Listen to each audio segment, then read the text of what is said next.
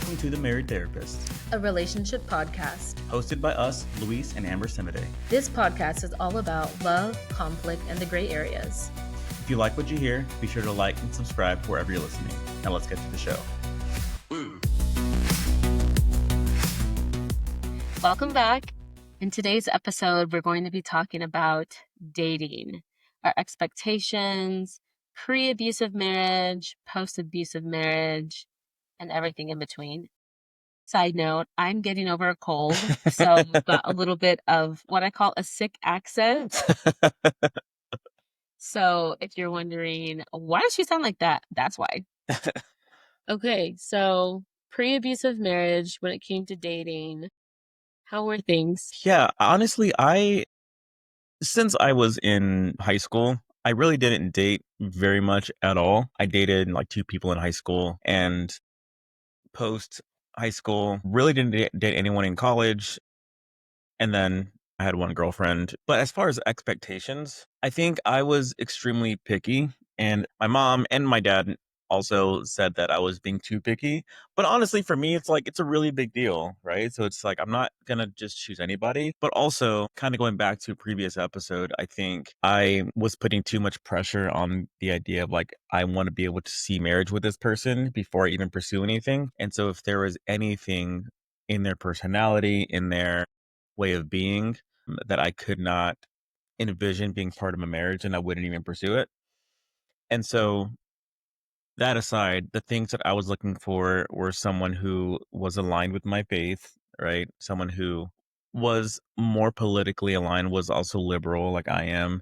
And I feel like that became a lot more important, especially as we got into 2016, post Trump era, I guess we'll call it, just because things became a lot more polarized at that point. And there are some people who are fairly indifferent for the most part, which I have my own opinions about. But on the apps, there's an option to put your political viewpoint, and there's an option to not put it, right? And so my mindset was, if they put conservative, then they're probably pretty strongly conservative than if they just left it alone or didn't put anything. So that was something that I was always looking for. If that was on there, then I was like, that's an immediate no for me. And then as far as other things, obviously I needed to be attracted to them physically, right? So that was there. And I wanted some type of profession of some kind, right? So like, yeah, like, and I'm not necessarily saying they have to have a doctorate or a master's or something like that, but just something that they are working towards, or that I see some type of upward trajectory where they're, doing something. Because what I didn't want to happen was them to just rely on me for that, because that's a lot of pressure, one. And two, I value hard work and things like that. And so there was that. And then also, one of the things that I was not looking for was someone who was a smoker.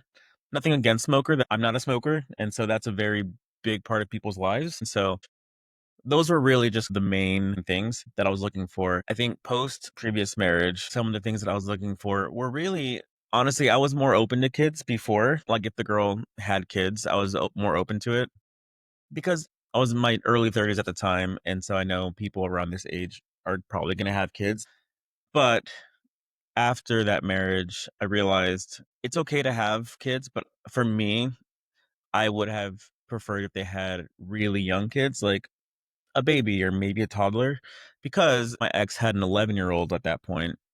And I think there were a lot of things that she had pretty solidly that were stuck in routine and just how she did things. And so there was not really space for me to give input into that. And I didn't feel like I could, honestly. And that is an important thing. Yeah. Because of course she had systems in place because Right. she's a single mom.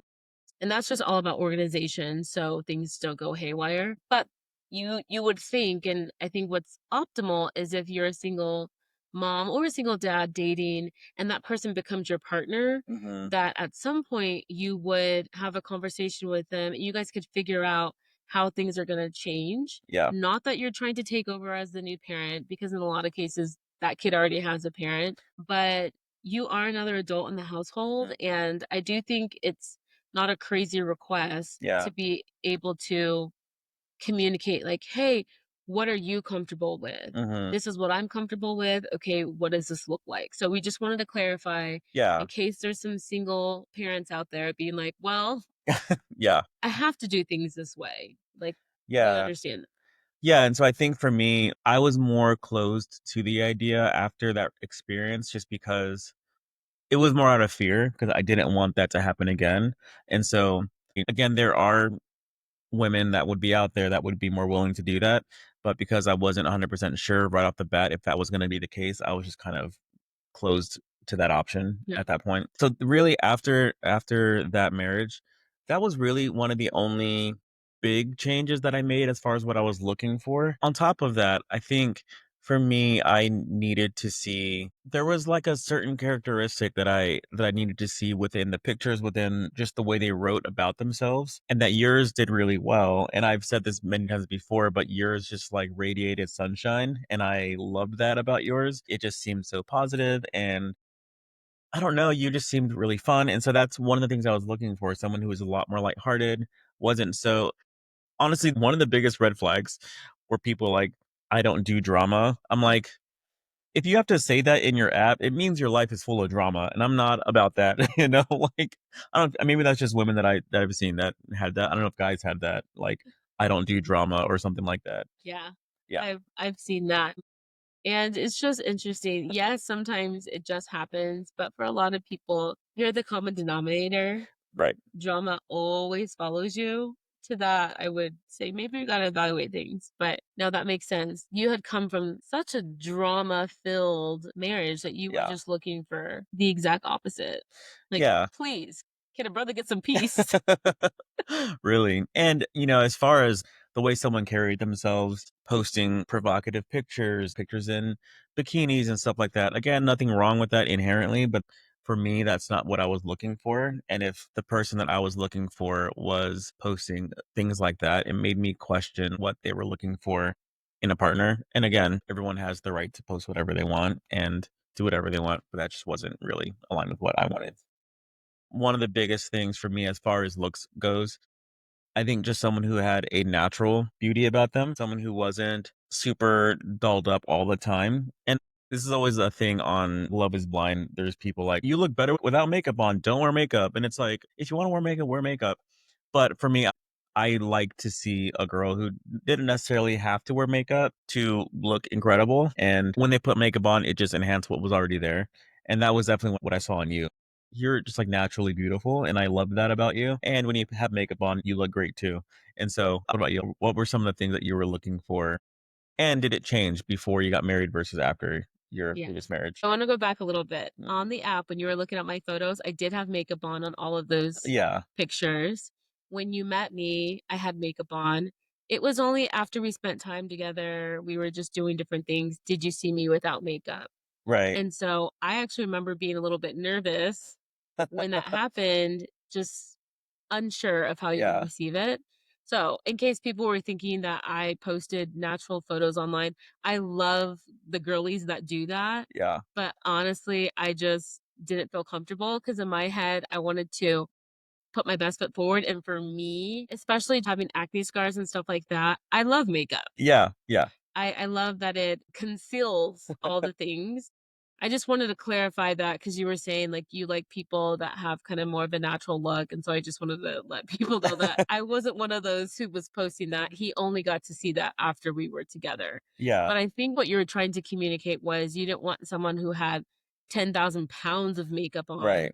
who did their makeup in a way that was closer to, quote, unquote, "natural." Yeah, and that's what you've historically done, just in general. Whenever you have worn makeup, it has been fairly light, and you are a completely different person.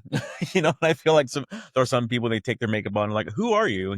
But yeah, your makeup was always very natural and very like enhanced your natural beauty, which I think makeup should do. Now, if you want to get dolled up and have completely different face, that's great too, but just in doses. I know for our wedding, you had a very heavy makeup, and you looked great for our wedding even though it was a lot more makeup than you normally wear, it still looked like you and it still looked fairly natural. But I know that's not like an everyday look by any means. Yeah, and Yeah. that's called glam. Like, when Okay. you go Yes. all out, which trust and believe, Every single time I've gotten my makeup done professionally, which mostly has been for weddings that I've Yeah. been in, I have been obsessed. I've told every makeup artist, if you can do my makeup like this for every occasion when Yeah. I'm going out, I would be so happy. So I love that. There have been moments when I've wanted to watch tutorials to learn more, Yeah. but I'm just not really that kind of a person at my core. Yeah. But I love a good glam. So anyone listening who does glam, girl, I love that for you. But for me, especially because I just have not only issues with acne, currently I'm having this issue with dryness. I always never wanted to do too much because I didn't want to exacerbate what was already happening. Yeah. And also, we're in San Antonio, it gets super hot. So that was another thing too. I'm like, okay, if I have a lot of makeup on, I'm just going to melt. Yeah. Now, I'm sure there are products out there that'll help with that, but from a practical standpoint, sometimes I'm just like, that doesn't really even make Yeah. sense. And also, I tend to have oily skin, Mm. so it's a whole thing. So again, I just wanted to throw that out there because I know there's someone who's probably watching or listening Yeah. who does like a good glam, does like to contour and lashes and all of that. And I'm like, girl, you do you. Luis is just speaking from Yeah. For your just from my perspective your and my preference. preferences, yeah. I know some guys love that look and they love the whole glam and all that, which is great for them, but that's just not for me. But Yeah. that aside, for you, what were you looking for on the apps when you were looking at different profiles? And then how did it change from before you got married the first time to after? Yeah. So pre abusive marriage, when it came to dating, I wanted someone who had my same faith. I wanted someone who was extroverted, Mm. which Which is not me. really, I shouldn't use that word extrovert. I really am trying to communicate that I wanted someone who liked to get out Yeah. and do fun things because that's how my lifestyle was with my friends, with my family, always going to some kind of festival, Mm. going to the movies, checking out the latest brunch spot, going to Top Golf, Hmm. walking on the river. I just have never in my entire life been a homebody. So obviously that would be reflected in the photos that you Right. posted. So I definitely was looking for someone who had photos with friends, photos with them out and about. And then I love humor. So if anyone had any kind of line that was funny, not corny. So I'm Yeah. actually, I wasn't the biggest fan of little corny lines when I was on the apps, but the Lord knew what I needed because he brought me you and you are very corny. Just a big old cornball. But you have both sides to you. You have Yeah. that, like, dad jokey, corny part, but then you also have the really funny part, which is witty. I love that. Yes. But anyways, when it came to just scrolling through the app, that kind of was it. Obviously, once I started to talk to someone and if I chose to meet them, then I'd have more questions like, Mm. "Okay, same like you, what do you do for a living?" I wanted someone who was smart, Yeah. whatever that looked like. It didn't necessarily have to be book smart. I think when someone has street smarts, that's really cool Yeah. and attractive because I'm not like that. And someone that had great communication skills, they knew how to flow in conversation, things were awkward. That was my undergraduate degree. And so naturally kind of wanted to get that from someone else. So those were a couple of things that I was looking for pre abusive marriage. As far as post abusive marriage, I was a lot more serious and I would joke around and say, "Oh, I'm doing a psychosocial assessment on everybody." Of course, I wouldn't do a full one. And to those who don't know what that is, that's this pretty lengthy assessment that we all do when we get a new client. It's asking a million questions Yeah. about your physical health, about your family, about your friends, your mental health, any legal issues, everything under the sun. Basically, Like all the demographic information you need to know about a person, yeah, essentially. like Yeah. when you go to the doctor and they ask for like a history and physical, Right. the H&P, that's kind of our equivalent. Anyways, so that's a joke. But I just said that to say, I want to know not only what you do for a living and if you're funny and things like that, but okay, tell me when your last relationship Mhm. was. No, actually, the question that I love to ask was, when did your last relationship end and what was your part to play in the demise of it? Because I wanted to know if they take any accountability. Now, of course, sometimes we're like you and I, right? We're in these crazy relationships where, yeah, the vast majority of the stuff that happened was the other person's fault. But even you and I could talk about our part to play. So I just wanted to see if the person kind of had that insight and awareness into the way that they show up. And for me, anytime they're like, oh, my ex is crazy, It's always a red flag. yes. Yeah. Or I'd be like, what does that mean? Mhm. And if they're like, I don't know, she was just cricket. Just a lot. Yeah. Like, But if they actually, oh, my ex is crazy, tell me about that. Oh, well, she was controlling. She was always checking my phone. She was very insecure and always accused me of cheating when I wasn't. She was needy. I could never go and hang out with my friends because she was always wanting to be by my side. That's more, yeah. that's actual data for me to be able to believe. Yeah. But I was gonna say, I'm sorry to cut you off. I was gonna say, like, 'cause I didn't wanna lose my thought. I don't even like the term crazy just in general, because it's like, I guess just in the field that we're in, that's kind of like a bad word. I don't think anyone is crazy. Are they broken? For sure. There's a lot of other things that contribute to their behavior. What does crazy even mean, right? And so I love the question, like, what does that mean for you? yeah, Because, if they're really needy, they're insecure, they're like, those are things that hold weight, right? It's like they were really insecure. They needed me to validate every single thing about them, or they couldn't be on their own ever. They needed me all the time. So these are like more descriptive of like what really was happening yeah. instead of like they were crazy. What is that? That's a lot. I will say that, yes, I agree. And I do find myself every now and then using it too. And it just rolls off the tongue. And when Yeah. I do, I quickly try to course correct. So I'll give people the benefit of the doubt. Well, yeah. Sometimes a situation is just so overwhelming. You don't have a name, you don't have a diagnosis. And so that's just kind of the first thing that pops into your brain. Yeah, for me, it was just all about explaining what that meant. Yeah. And then emotional intelligence. Were you able to identify how you were feeling? Whatever it is. And I really wanted someone who was rooted in something. Mm, They had a strong sense of self. They yeah. knew who they were. That is so attractive. I Mhm. just didn't have that with the person that I was previously married to. Flying around aimless. The thing is, I was 34 when I met you. Yeah. And I think that's pretty reasonable age to be settled in who you were. Now it does take some people time, and if it takes you longer, that's fine. But for me at the time, I was really wanting someone who had some strong roots and whatever, because that can look like a million different things. Mhm. So those were the main things that I would say. Also, I at that time was a divorcee, which I've actually never said that. Yeah. I've never thought that about myself. I've never said it, but allegedly that's a word that people use. Yeah. But anyways, is that gonna scare someone off? For some people, it's fine, but from other people, it's like, oh no, Something's absolutely wrong not. with you because you've been divorced, and it's like, Yeah, no, you don't know the whole story. right. Yeah. So, what do you feel about that? And here's the thing, I know I'm a serious person, and so if that scares you, that's fine. You're not my person. Mhm. I don't want to be with someone who quickly folds when I'm asking a tough question. I know I joked about the psychosocial. I wasn't really grilling people and doing Yeah. things like that, but just with simple questions.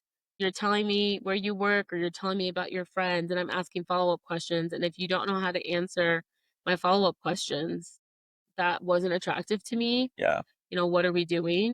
And also, I wanted someone who was just chill and wasn't trying to love bomb me, Mhm. jumping in so fast. Oh, I love you and you're amazing. And Yeah. I knew someone who had a guy on the first date say, I want to put babies in you. And it wasn't in a sexual way. It wasn't like they were making out and it just was like, ooh, this feels good. It makes me want to do that. It just was kind of in It's conversation. just like a fact that he wanted to inform this person of. Yeah. And I'm like, okay, you don't know me. Yeah. We've had a good vibe, but Yeah. that's a pretty big thing to say to me on It really, really on a is. first date. So those are the couple of things I can think of as far as post abusive marriage when it came to dating. Yeah, and I think Along with that, I think one of the things that I was looking for was someone who was marriage minded. In a previous episode, we talked about casual dating versus dating for marriage.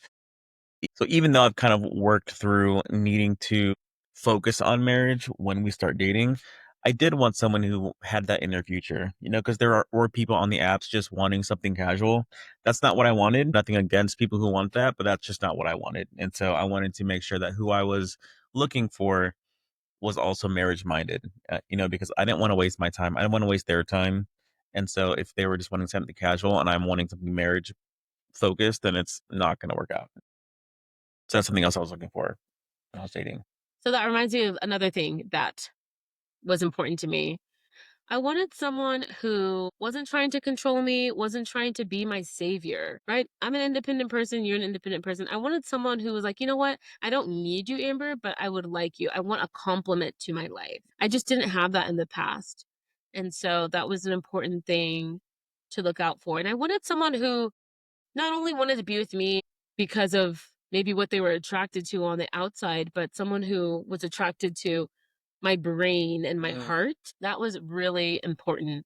I did not want someone who was just lusting or anything like that. All of that is so surface level, and that's just not at all my focus. I really wanted someone who took the time to get to know me. And with that, somebody who asked questions, because a big thing that I ran into, Oh my gosh, yeah. people do not ask questions. I ask incredible questions.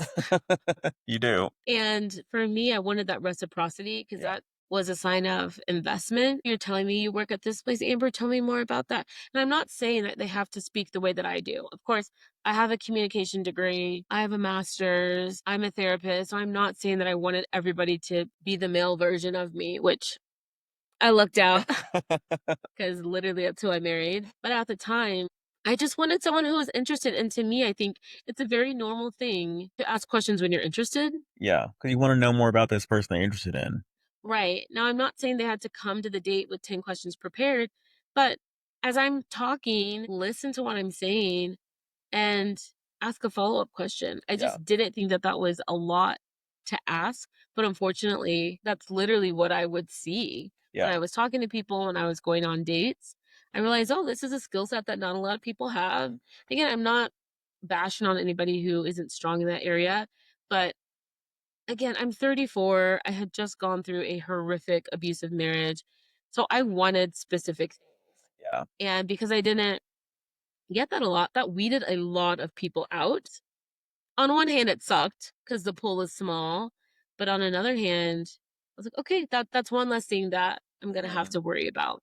Yeah, that reminded me of, so on Later Daters, that relationship expert on the show, she said something that has stuck with me that I think is really good. Just in dating in general, it's focus on being interested, not as much as being interesting, right?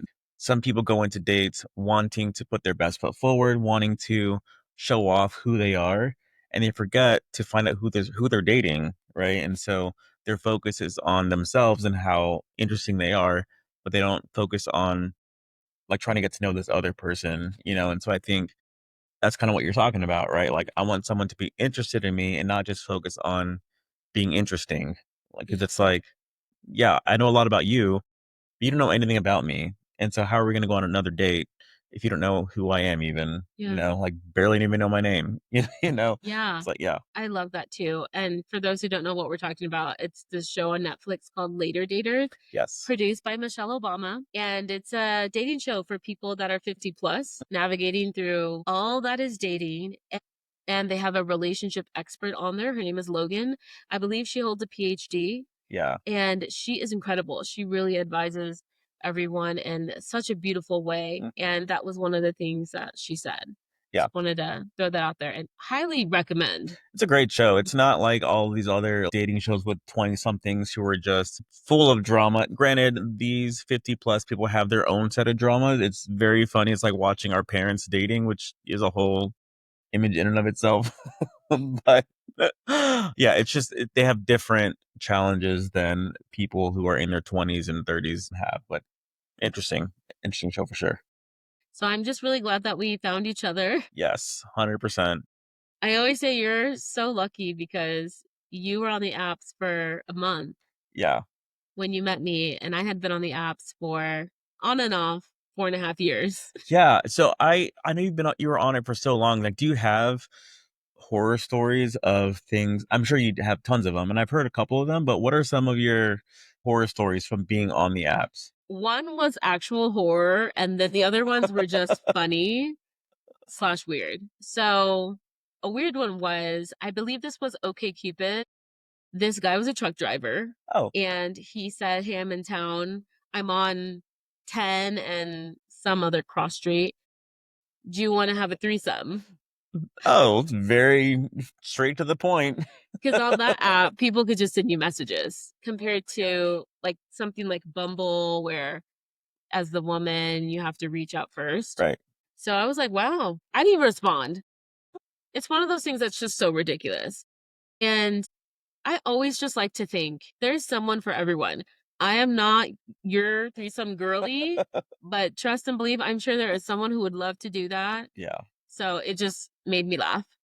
And then I know when I was on Hinge before I met you, I did actually go on a date with this guy, and he just was saying weirdo things, like not weird, but just kind of outlandish. And so it's this guy who had eyes very similar to mine, which I always say my eyes are the shade that's right next to black. Because apparently you can't have black eyes. And so, anyways, he tells me in the sun, my eyes are hazel. Oh, how does that work? I said, Negro, please. I was like, we have the same color eyes. Nobody has hazel eyes in the room. Oh my god. I said, is hazel eyes in the room with us? It is not. Because what is happening? And then he also said, in that same date, many women have complimented my wingspan. So if his arms were on the side, he was in the shape of a T, that it was just really long. That's such a random, very specific thing to brag about. Yes. Very large wingspan. I was like, okay, I know basketball players have that. He was nowhere near that. Yeah. And the other thing I remember is that he said, oh, I get a lot of compliments on my smile. Did he have a good smile? Not that I can recall. And here's the thing, every single thing that I just said, he told me randomly. It had nothing to do with what we were talking about. He would just insert these little lines to flex, thinking he was gonna get extra points with me, I guess. But I literally was like, what? And with the smile thing, I remember being like, I've gotten that same compliment my entire life, but I'm not talking about that. Yeah, that's a weird thing to bring up in a first date. Yeah. And I remember just, we weren't in alignment on a lot of Yeah. things. I remember an hour into it, I was ready to go, but did it last an hour? No, that date was 4 hours long. Oh my gosh. I was not giving one word responses, but I definitely was not into it. And I thought it was obvious. Tell me why at the end of the date, he was like, this was great. I'd love to go on another date with you, even though we had fundamental differences. One of the main ones was I wanted to stay here in San Antonio. I didn't want to move, and he wanted to move. Yeah, that's a huge thing. And there were a couple other things I can't remember. In my head, I'm like, oh, why would you even want to continue this when these very large things weren't going to change? Yeah, it's like you had a great time talking.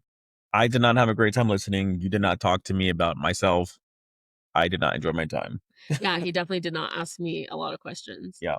So that was very interesting. What is the horror? You said you had one horror story? Yes. For this particular guy, fortunately, I never met him. We were messaging through the app and we spoke on the phone, and that was it. But all I remember was that everything was pretty much okay when we were talking on the phone, and we had planned to meet pretty soon after. Well, I was talking to my friends and family about him, and they were just like, you know what? I don't think you should meet him. I cannot remember. I wish I could right now why there was a pause, but I got this confirmation from the other people around me. And so I canceled the meetup. When I canceled the date is when I got a whole other side of him. And so I do remember telling him that I wanted to be celibate until I got married. Of course, I had sex before because I was previously married. But at the time, I just wanted to save that part of me until I got married again. In this response, he was just saying how that was crazy, that I wanted to do that. Nobody would wait for me. You know what? I don't remember anything else, only because my sister and I were driving to Austin when this was happening. I was driving, she was in the passenger seat. She said it was so horrific, she didn't even want to tell me. So the only thing that she mentioned was this whole celibacy thing that he threw in my face. Also, the fact that I was living with my sister at the time, he was like, "You're early 30s and you're living with someone. That's dumb. That's a sign of So codependency." this was all in response to you not wanting to meet up with him. He just Yes, kind of unloaded on you. he did. Gotcha. So he responded, and then we had just arrived to our destination in Austin. And so she was reading it with the phone kind of turned away. All I remember is her jaw literally dropped. She was like, "Oh my gosh." She said he said the most vile things. And to this day, I have no idea what he Oh said. my god. I'm curious now. I want to ask her, like, do you remember what he said? Yeah, because that sounds insane. Yeah. And again, I don't really remember much about that. I know he had a Tesla and he bragged about that. I believe he was a homeowner. I think he had two homes. I think the thing that gave me pause was the faith conversation, where for him, it wasn't as deep as it was for me. I believe that was the main thing. That and some arrogance that I was snuffing out, I would say would be the things that gave me pause. And that's why I talked to people about it. And I politely declined. Yeah. And then the clause just came out. So that was really wild. It's he was hurt, and so he wanted to hurt you much worse so he feels better about it, his own hurt, Yeah. which is problematic Yeah, in a lot of exactly. ways. So those are a couple stories. That's insane. Yeah, I was very picky on the apps, and so when I was on the apps, like, I you were the only person I've ever met from the apps, and so I love that.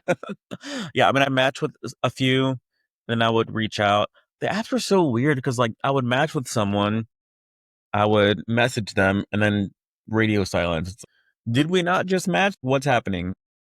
But there was one person I did message, and then she responded, and so we talked back and forth for a little bit, and this was right before I met you because I had a training for the job I had just gotten. The training was in Dallas because that's where it was headquartered at, and so on the way to Dallas, she lived in Austin actually, and so I was talking to her that week on and off, and then I was like, "Hey, I'm gonna be coming through Austin on the way home.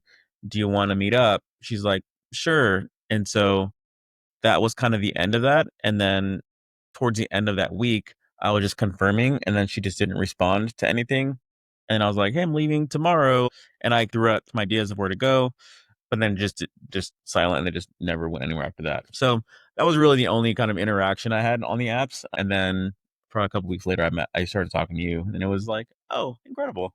What are your thoughts on ghosting? Because clearly that's what she did. Yeah, I mean, I get it. You don't know this person, you just ghost them, it's inconsequential, but I just feel like as a courtesy, you should just be like, "Hey, I'm talking to someone else right now, not interested in this anymore," or something like give some type of closure of some kind. I think that's what would be just polite, right? But not everyone does that, and it is what it is. But I don't like the idea of ghosting at all.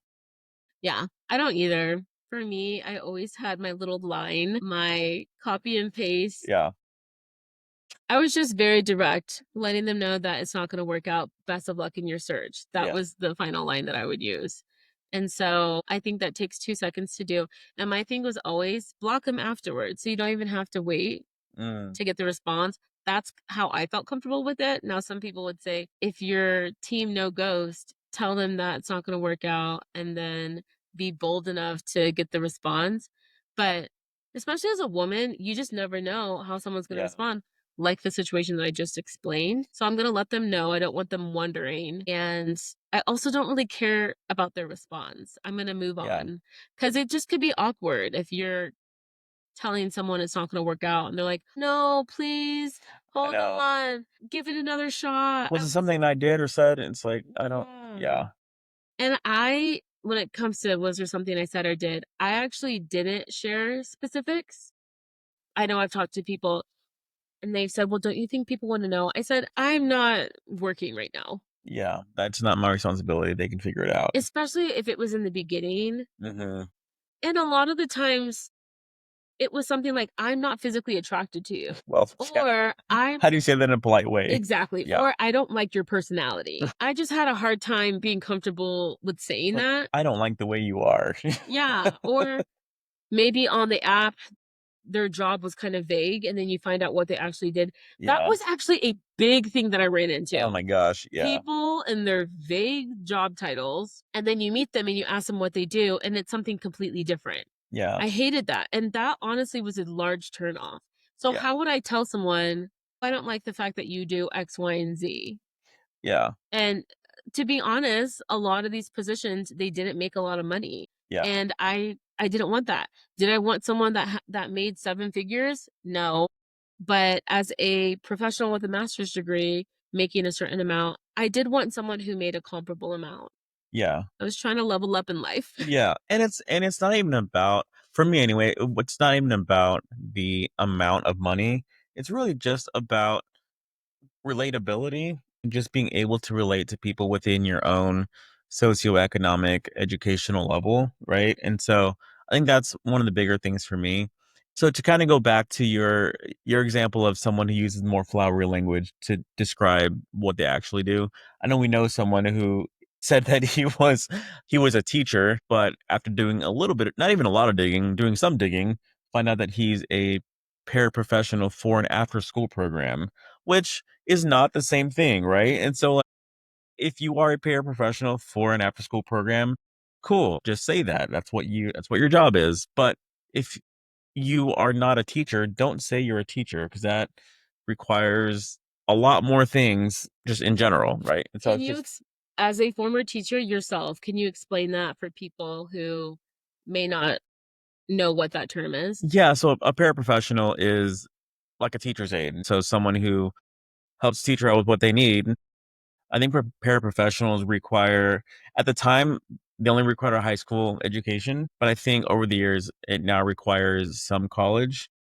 Regardless, it's not a teacher. They haven't taken the test. They haven't gone to school and all that. And this person that we're talking about had a lot of insecurities, and so they knew if they said that they were a teacher, the other people would be impressed. And Yeah, the person that they were dating was just like, I wanted honesty. I would have been fine with the fact that that's what you did. It wasn't even a current job. He was just yeah. talking about his work history. They said they would have been fine with it, but the fact that you lied about it, that's the issue.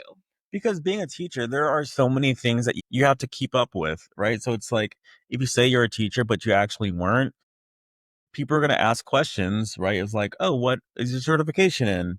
Then you got to make something up, right? Like where did you go to school? Where'd you get your degree from? You got to make it up, right? So like all these things you got to make up, which he tried to do, but the person he was dating was not a fool. You know, they were like, that doesn't make sense. That doesn't make sense. Mhm. You're totally lying. And so it's Yeah. like, be honest with yourself and with the people that you're dating, because Yeah. we always say the truth will find a way out. You know, so whatever you are doing or not doing, it will be found out. Mhm. So be honest. Another random thing that I didn't like about the dating process was people that had pictures with animals, Oh yeah, particularly here in Texas, people that have pictures of deer and then fish. yeah, As an animal lover, at the time I was vegan, I hated that. I said, absolutely not. Now, for some girls, they love that. But yeah. for me, not a fan. Also, another thing, speaking of pictures, when they had group photos, which I said that I loved Oh because my it gosh. told me that they were social, but so many times their friends were way more attractive than they were. Oh no. And so I remember, especially if that's the first photo, being like, "Oh, I hope this is you. I hope this is you. I hope this is you." Scrolling down and being like, "They're the uggo out of their friend group." It's like, "Ooh, this Yeah. is not a good look." Yeah. Yikes. There's so many things that I just didn't like about the app. So one, when yeah, there's group photos, and there were people that were on the apps that that's all they would post was group photos, and it's like you have to piecemeal it and figure out who the common denominator is. I'm like, I'm not gonna. That's too much. I'm not gonna do that. Like, I don't know who you are. Swipe left. You know.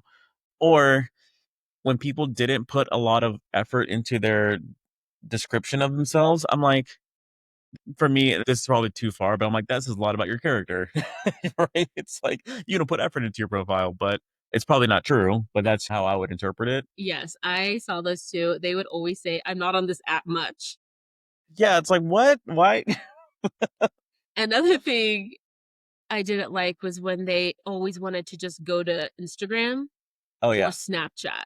yeah. I'm very active on social media and my page was private. I always thought, why in the world would I give you access to that? Because you know what happens? You do a deep dive, you find out everything about me, and Hmm. it's not in an organic way. Right. I want to be able to feed you information. Now, some would say, oh, you're being sneaky. No, I'm not.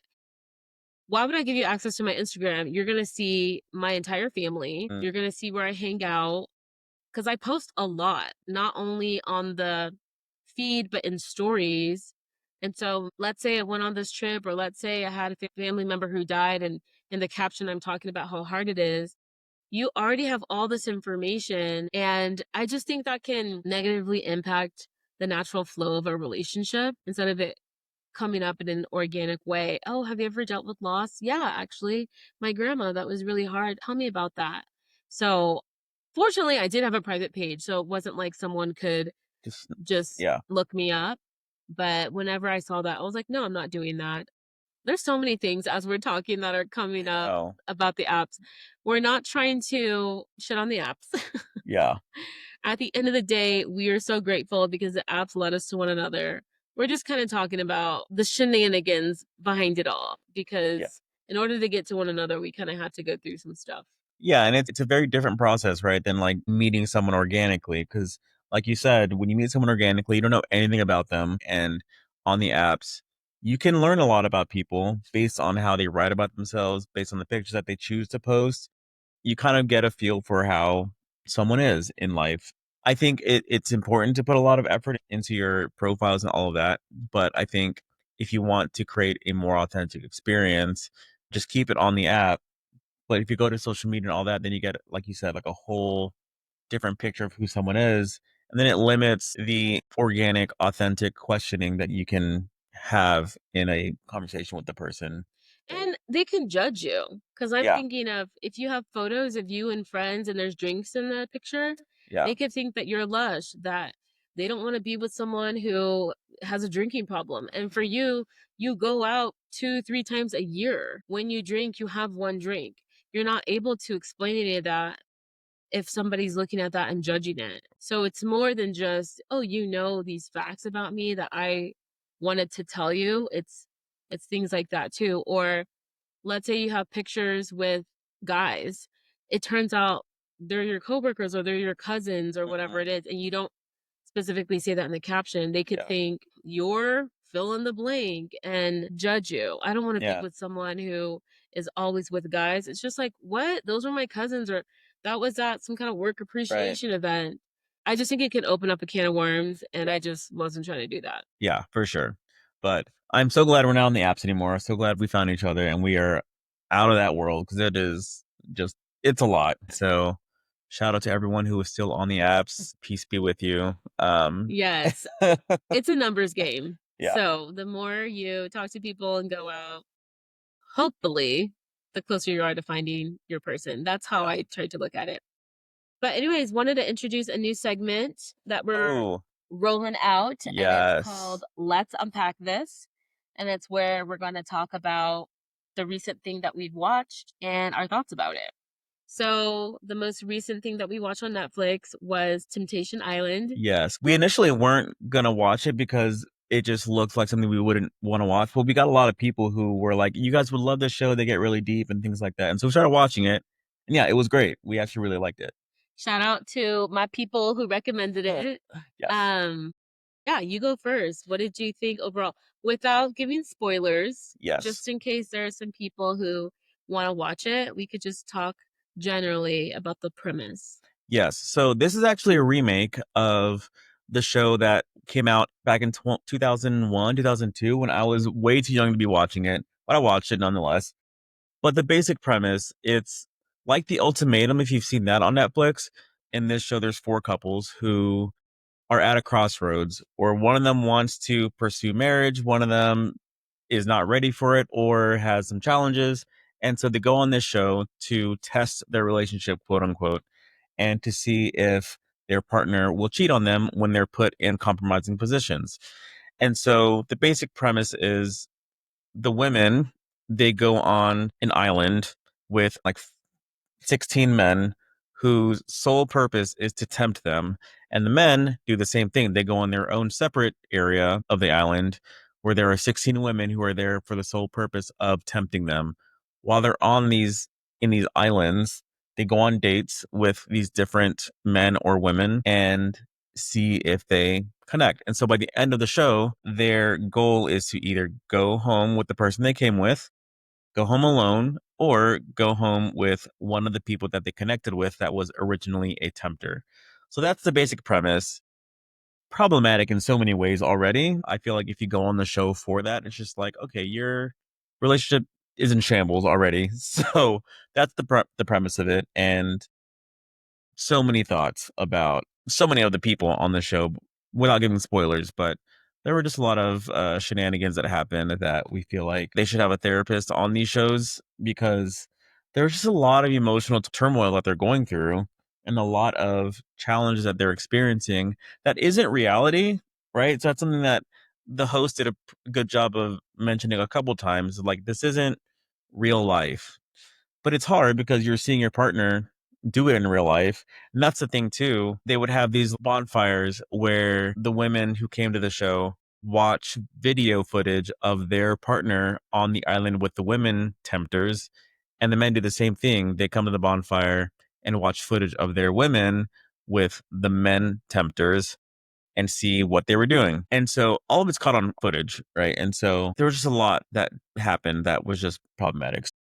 I could talk for a long time on this, but what were your thoughts on just different things about the show? Well, and to just clarify, so they all were in Hawaii. They weren't on separate islands. Oh, yeah, yeah. They were in separate villas. Separate villas on the same island. Yeah. Yeah. I definitely agree with you. I think the answer would be go to couples therapy. Uh-huh.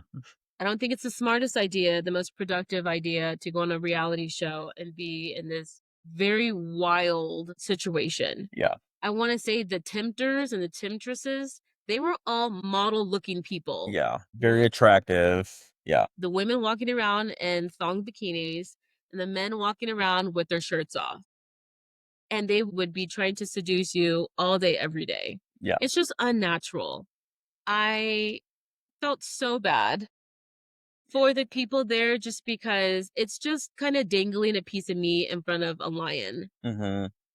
and telling the lion you can't eat this meat. Are we tempted in real life? Yes. When Yeah. we're at work, when we're out and about, of course. Are there people walking around in a thong bikini Trying to tempt you. trying to tempt you? Maybe if you're on vacation somewhere, but for most of us, no. So I think it was a very extreme choice that these contestants chose to make to prove a point. I think it's just very damaging for their psyche, especially when they were at the bonfires Mm-hmm. watching this footage, because in a lot of the clips it was pretty direct. They Yeah. were doing whatever they did, they were saying whatever they said, but there were a few that were a little bit They misleading. were taken out of context Yeah. to make you think a certain thing when that's not really what happened at all. Right. Certain angles and whatnot. And so if you're watching your partner do this, it was tough. You were thinking, oh Yeah. my gosh. And yes, some of the couples 100% crossed the line because these couples had their little Oh my gosh. boundaries. Yeah. We're not going to do this. We're not going to do that. Some of the couples immediately crossed the line, but some of the other ones didn't. And so it just was really tough watching the footage back because you didn't really know what to believe. That being said, I want to shout out Mark, Mark was incredible. the host. Yeah. He was phenomenal. He honestly sounded like he was a therapist. Yeah, we had to look it up afterwards. Like, does he have any training in this? And he didn't. It was like through life experiences and having a long marriage and all these things. But Yeah, he's been married for 30 plus years and it's been a healthy marriage. Mhm. And so he wanted to just impart his words of wisdom to them. And what's so cool is that they all ate it up.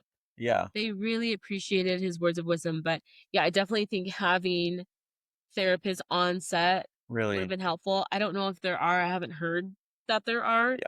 But anyways, we enjoyed watching it. We definitely paused a lot and just talked about the things that we saw. Do I recommend something like that for people? No. Like 100%. Yeah. Please, please do not do that. Go to couples therapy. Yeah. And if you don't want to do couples therapy for whatever reason, go to individual therapy so you can just process things. Yeah. Like, I know for me, one of my specialties is relationships. I only see individuals, I don't see couples. So I do talk to people every day about situations like this. And if you can't afford therapy for whatever reason, if it's not accessible, like I always say, read a book, Yeah. watch a podcast, go on YouTube, join a support group, do what you can, but do not go on a reality show. No, do not do that. And I think a lot of people don't realize, like, you don't have to be married to go to couples therapy. Boyfriends and girlfriends can go on couples therapy. If you're dating, you can go on couples therapy as long as you're both willing to pay your share of it. It's for anybody who wants to do couples therapy, you know. And I Right. think people think it's for marriage. It's like, I mean, yes, it can be for marriage. It's great for marriage, but yeah, you can be in a dating relationship and still go to couples therapy. Yeah, and I encourage people to go before it gets too bad. A lot of people think I have to wait until it's a crisis. I have to wait until I've exhausted every single option. No, the perfect time, honestly, to go is right when you're noticing something. Yeah. I always say coping skills and therapy are best used when they're used proactively, right? So, like, before it gets to, like you said, a crisis, and people tend to use it reactively, right? When they are in shambles, when they're just fighting for their life, like, okay, we need to go to therapy now. It's like, well, there's so much damage that's been done already. Now we have to work through all of that stuff too, instead of just noticing that there's something a little off. I'm like, hey, let's go to therapy before it gets to a really bad place, and then working through those smaller things to prevent the big thing from happening. Yeah. And also, a big thing is okay, this is called Temptation Island. You're sending your partner there to tempt them, to try to test them. You're trying to test their allegiance, their commitment. There are so many other ways you can get that same information without testing your Yeah. partner. Yeah, and unfortunately, I think every couple here had someone in the relationship who has cheated, and so that was typically the thing that was hanging people up from wanting to go forward with the relationship, because it's like, "Oh, it's happened before. I wanna make sure it's not gonna happen again, so let me put them in this crazy compromising position to see if they would cheat," and it's like, that's not realistic, and it's unhealthy, Yeah. and there's a lot of other red flags And there. we're not getting to the root of it. And we talked about that in the previous episode where we were hashing out this whole thing of once a cheater, always a cheater. So if you haven't listened to that, go ahead and check it out. But we've got to get to the root of things. If Yeah. not, it's just going to continue to be a cyclical issue. Yeah, for sure. Yeah, they could have been successful in this little experiment, but if they haven't dealt with the things that led them to cheat in the first place, it's gonna come up again. And then what? There's no Temptation Island 2 where you can go on go on it again, you know? And so anyway, so that's if you've seen that show, let us know what your thoughts were on Temptation Island, because there's so many more thoughts that we could say about this, but we're excited to watch more shows like that and give you guys our feedback on that. But if you've watched it, let us know what your thoughts were. We do highly recommend though. We do, yeah. It was entertaining and I think it could open up a lot of questions for your relationship possibly. It also could inform you about what you need to look out for. 100%. Thank you guys for listening and watching. We truly appreciate your support. Please be sure to subscribe, follow, like, leave a comment because we're trying to create a community. We'll see you guys next time. See ya.